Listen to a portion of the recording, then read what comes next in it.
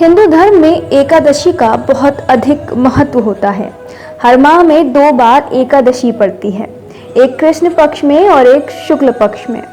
साल में कुल 24 एकादशी पड़ती हैं। हिंदू पंचांग के अनुसार कार्तिक मास के शुक्ल पक्ष की एकादशी को देव उठनी एकादशी कहा जाता है। इसे प्रबोधिनी या देवोत्थान एकादशी के नाम से भी जानते हैं। देव उठनी एकादशी के दिन से ही चतुर्मास समाप्त होते हैं और मांगलिक कार्य शुरू हो जाते हैं।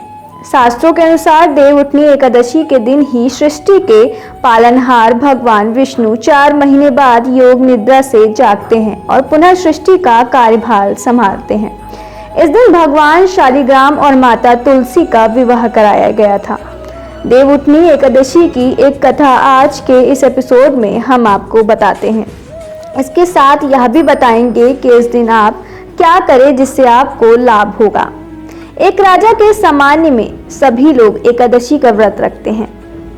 प्रजा तथा नौकर चाकरों को लेकर पशुओं तक को एकादशी के दिन अन्न नहीं दिया जाता है। एक दिन किसी दूसरे राज्य का एक व्यक्ति राजा के पास आकर बोला, महाराज कृपा करके मुझे नौकरी पर रख लें।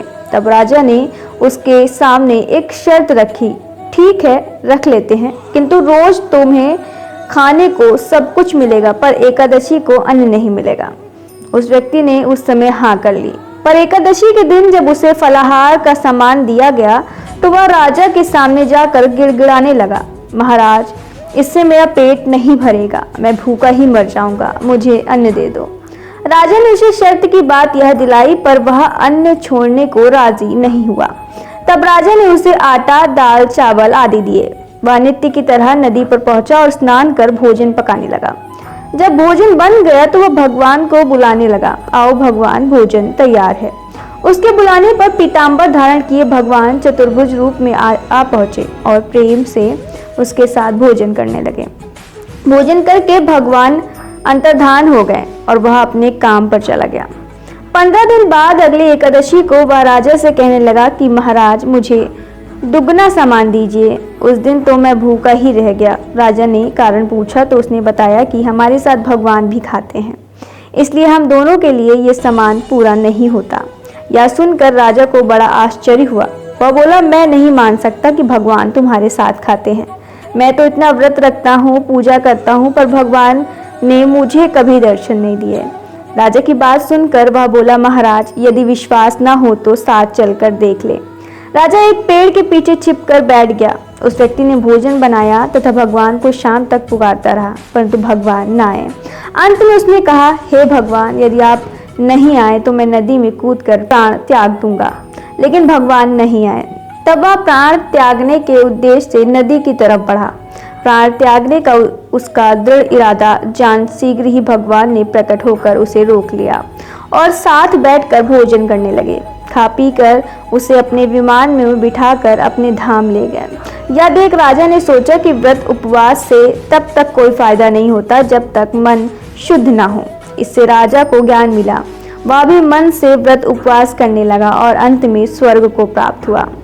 देव उठनी एकादशी इस साल 4 नवंबर को मनाया गया।